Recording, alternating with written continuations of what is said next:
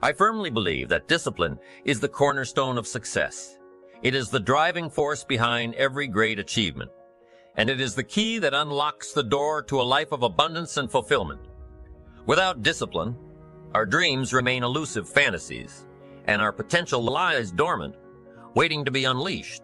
Daily self-discipline is not a one-time event or sporadic burst of motivation. It is a way of life, a commitment to consistently making the right choices even when they're difficult or uncomfortable. It is about embracing delayed gratification and trading short-term indulgence for long-term satisfaction. When we look at the lives of those who have achieved extraordinary success, we find a common thread: discipline.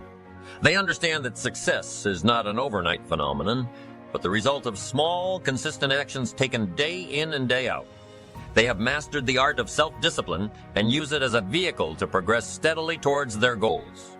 Now, I know it's easy to get caught up in the allure of instant gratification. We live in a world where shortcuts and quick fixes are constantly being marketed to us. But I'm here to tell you that true success is not found in shortcuts. It is found in the discipline to do the necessary work, to go the extra mile, and to persist in the face of challenges. Daily self-discipline is about creating positive habits that serve as the foundation for success. It is about taking control of our thoughts, because our thoughts shape our actions, and our actions shape our destiny. It is about setting clear, compelling goals and then developing the discipline to pursue them relentlessly. I often say that we are the average of the 5 people we spend the most time with.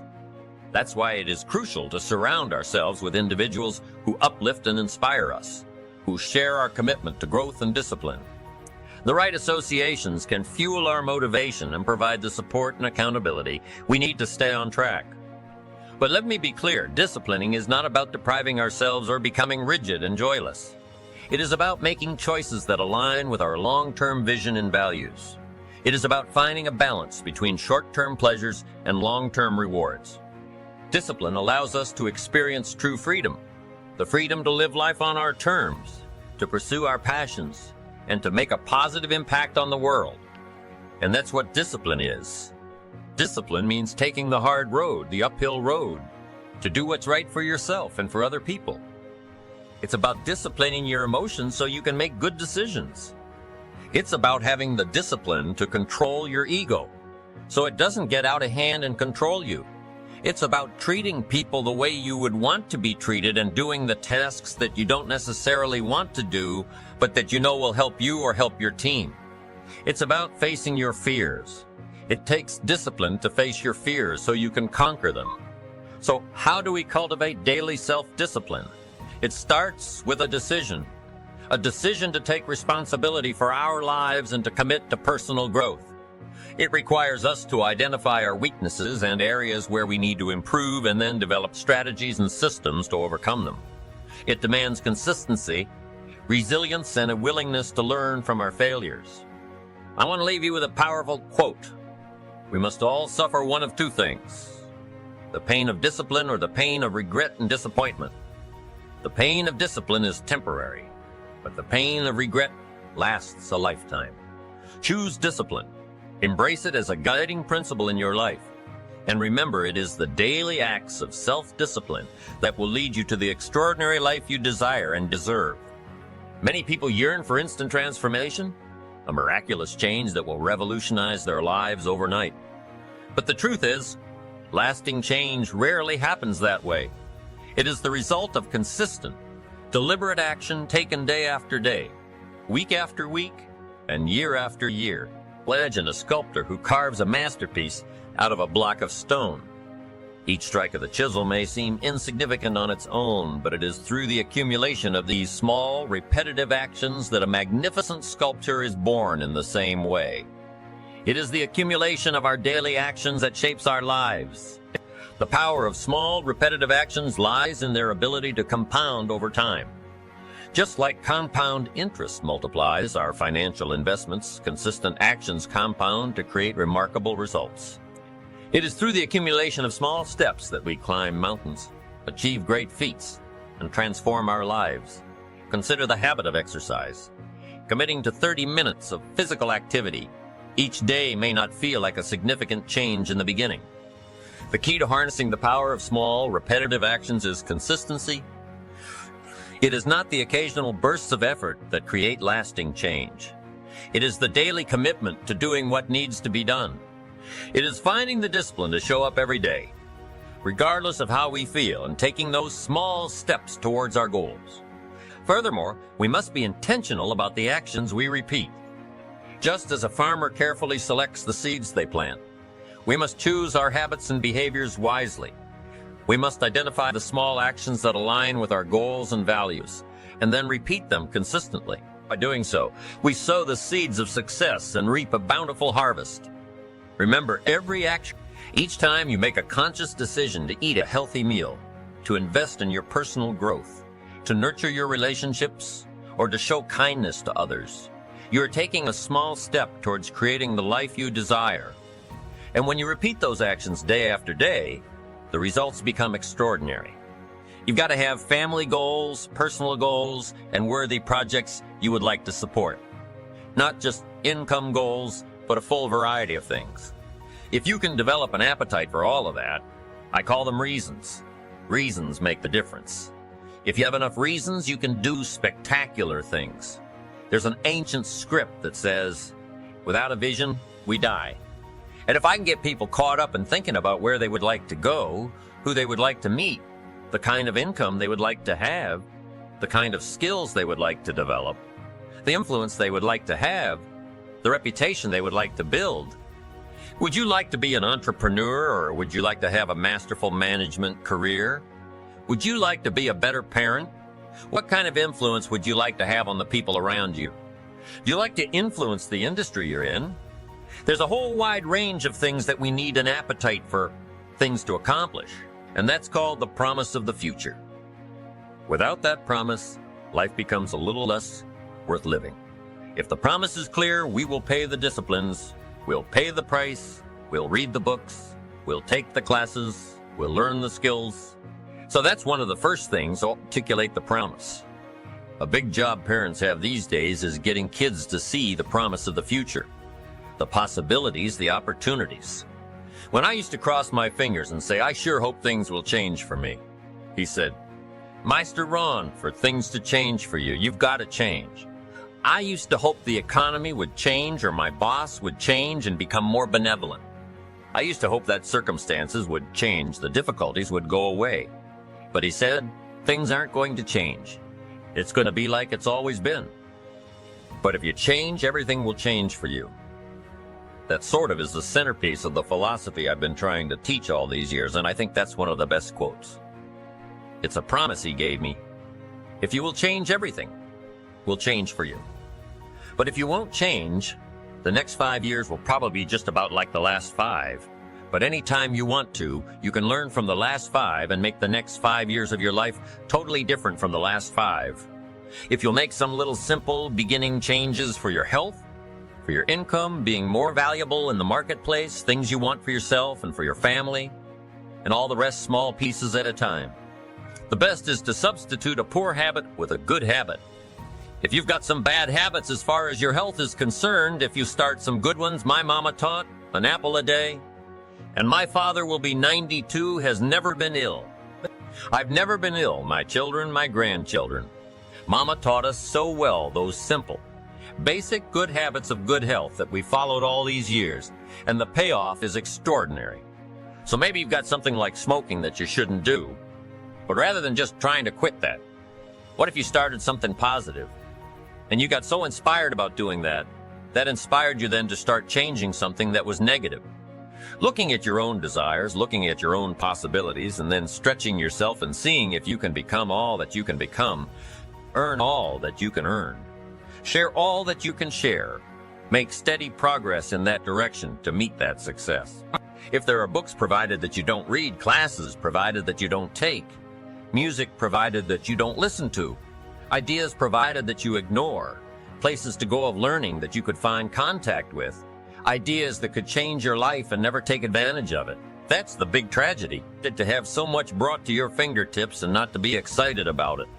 That's what these seminars are for. That's what books are for. That's what messages like this are for.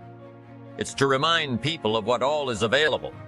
Let us not be cynical, but let us be thankful and reach out and appropriate what's available and let it affect our lives now and in the future. In my study, the possibilities just overwhelm me as to where people can begin and then finally where they can go, what they can start with and what they can finally become. And first of all, I think recognize that it's an incredible, exciting adventure. And then if you start working with it, what could I really do if I learned the lessons, adopted the disciplines, read the books, fed on the ideas like bread for my mind? What could I really accomplish? And the story is always fascinating to us all about where people started, but where they finally ended up, what they finally accomplished. There were dangers along the way, of course. But that's what philosophy is all about. Human philosophy is to give us guidance to avoid the dangers and take advantage of the opportunities. Number one, to earlier recognize the dangers and also earlier pick up the opportunities and make something of them. But I'm constantly amazed at the human spirit, human possibilities. People with the most enormous struggling problems still manage to rise above them and do something noble, something powerful, something wondrous. I'm always intrigued by that. And I'm intrigued with myself, how I act, how I respond. What is this human adventure on the spinning planet? I'm intrigued by all that America, nationally, industries, commerce, business, companies, corporations, and institutions, education.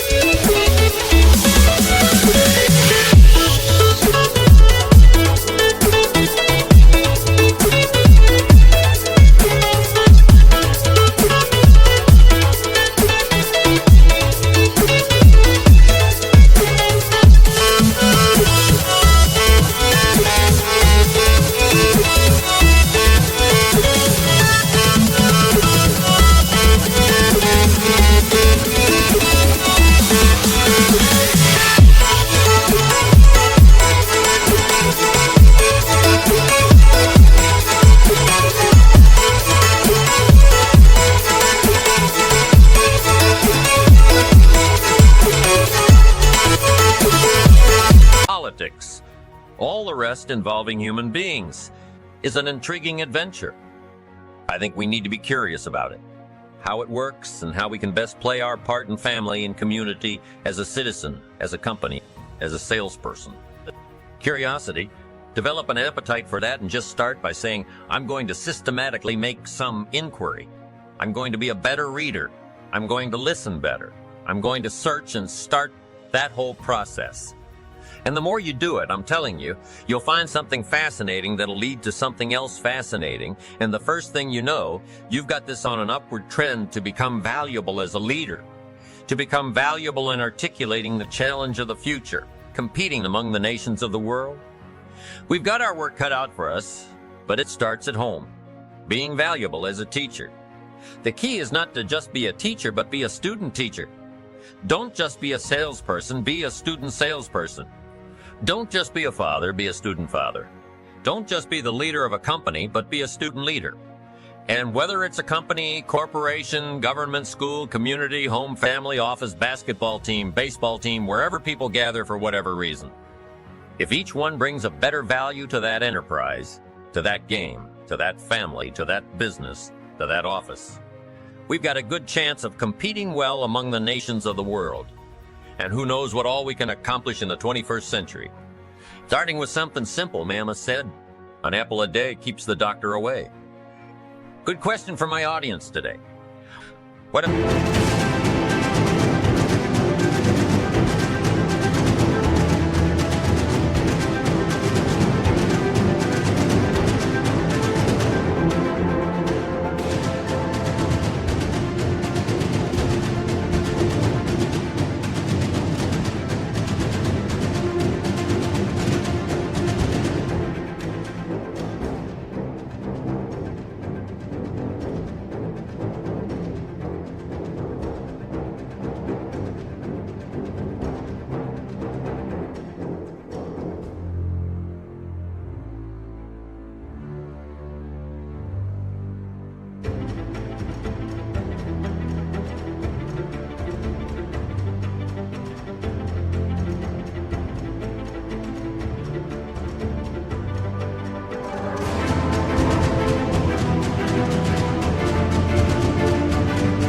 that's true. Someone says, well, if that's true, that would be easy to do. What's easy to do is easy not to do. What if you should be walking around the block every day for your good health and you don't? You're not on a good track. If you should and you could and you don't, it's called a formula for disaster. Self-improvement is about starting with the most immediate thing that comes to your mind that you could do to improve your health, your life, your income, your future. And if it's an apple a day, start there. If it's a walk around the block, start there. If you need to build your personal development library, go get a book and say, this is the next book of my new library. If you need to attend the seminar, go. If you need to keep a journal, Mr. Shelf taught me to keep a journal starting at age 25. It represents a major part of my library, my own journals, notes that I've copied over the years, little poems I've written down, things that I've gathered that are invaluable to me, my business, as well as my lecturing career. Go get a journal. Start with an apple a day or a walk around the block. You know it's not going to come in some great package out of the sky, but each little thing you start with, called self-improvement, whether it's health or signing up for a class that you've been intending to take and you've put it off, neglect has us all, and neglect has us by the throat, cutting off air supply, money supply, and every other supply. But if you reverse that process, and it doesn't matter what you start with, just say, I should, I could, I don't, I will. Now say, I should, I could, I will. And if it's an apple a day, start there, get in a journal, make an entry, go get that next book for your thriving library, sign up for a class, and you have now begun the process. And that's all you need to do, is begin the process. And the early return from those early steps will inspire you to start taking all the rest. I've got a good phrase. Everything, by longevity, tends to get off course. There isn't anything that doesn't need to be looked at fairly often. I've seen more than one person say, hey, I've got plenty of money in the bank, I'm doing well, but some systems are not working. And failure to take a look at some systems that aren't working. You can get faked out by money in the bank. You've got to look at all areas. An ancient script says, the little foxes spoil the vines. And you look at this vineyard and it looks great, but it's got little foxes. And it doesn't matter if it's the president or the government or the senator or the Senate or the company or the corporation or a millionaire or a billionaire. All systems need to be regularly checked. So don't let too much time go by before you take a look and make sure all systems are working. And if you do it with your health, if you do it wherever you are, if the corporation does it, if the government does it, we'll all be better off for the future.